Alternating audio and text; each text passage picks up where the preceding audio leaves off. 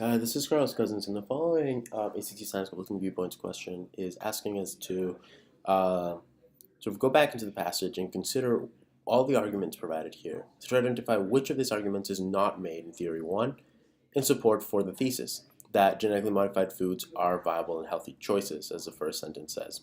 So which of these is not a piece of evidence? Whenever you have one of these, you want to find direct evidence for all the other answers. I'd leave this one for the end, so go ahead and do it together. GM foods can be created using genes from other organisms besides plants, making the options for modification far-reaching.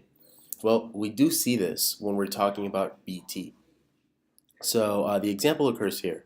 When BT's crystal proteins that are lethal to insect larvae are transferred into corn, they enable the corn to produce its own pesticides against insects, such as the European corn borer. So using genes from other organisms beside plants here is something that does occur.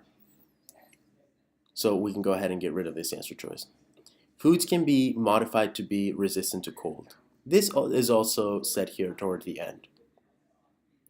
Cold and drought tolerance can be achieved with GM foods, so or genetically modified foods. So we can also get rid of this one because of that quote there.